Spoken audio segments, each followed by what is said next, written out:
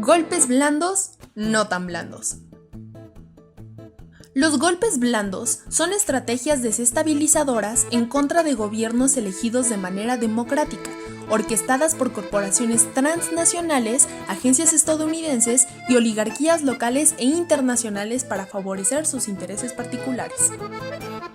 Los gobiernos progresistas son objeto de golpes blandos a causa de sus políticas antiimperialistas, en defensa de su soberanía contra la desigualdad social y económica causadas por el neoliberalismo, entre otras, lo que significa poner en cuestionamiento el orden establecido por el gran capital nacional y extranjero. Estas políticas de los gobiernos progresistas afectan directamente a los intereses depredadores de estos sectores de derecha, los cuales se valen de la violencia, propagación de mentiras e infundir miedo y confusión en la población. Los golpes blandos perjudican al gobierno en turno, pero sobre todo a las masas populares, pues cuando llegan a consolidarse se revierten las reformas democráticas, sociales y económicas que se habían logrado.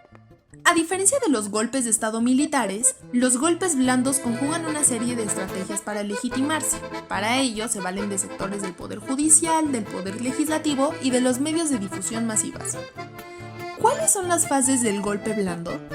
La primera fase es de ablandamiento, en la cual, a través de medios de comunicación tradicionales y redes sociales se difunden noticias falsas en contra del gobierno. Su objetivo es generar un clima de malestar social y descrédito. La segunda fase es de deslegitimación, en la cual se acusa de autoritario al gobierno y se llaman a acciones en defensa de la libertad y los derechos humanos. Aunado a esto, se lanzan acusaciones falsas sobre corrupción. Su objetivo es disminuir el apoyo popular del gobierno. 3. El calentamiento de calles. Se convoca exacerbando odios a movilizaciones masivas violentas contra el gobierno y sus instituciones. La cuarta fase es de desestabilización, en donde se genera un ambiente de ingobernabilidad mediante una guerra psicológica que genera miedo en la población.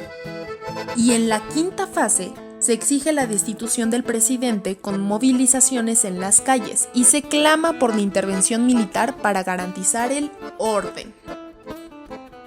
¿En qué países se han implementado los golpes blandos? Gobiernos democráticos y populares de nuestra región han sido víctimas de golpes blandos. En 2009 en Honduras contra el presidente Manuel Zelaya.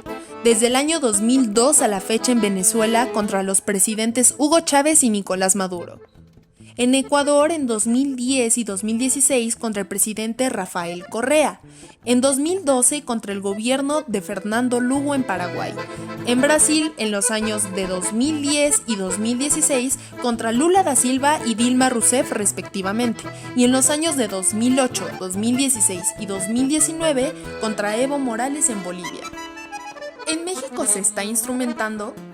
Desde el 1 de julio de 2018, la derecha ha querido implementar diversas fases de desestabilización que corresponden al golpe blando. Sin embargo, no han tenido éxito.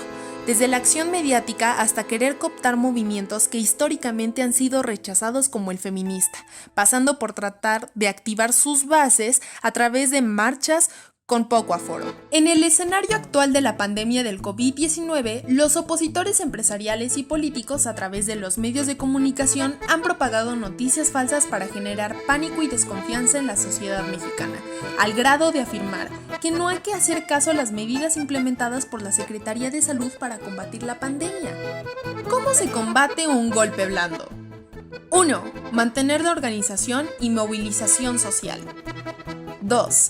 Apoyar de manera constante las reformas populares que impulsa el gobierno. 3.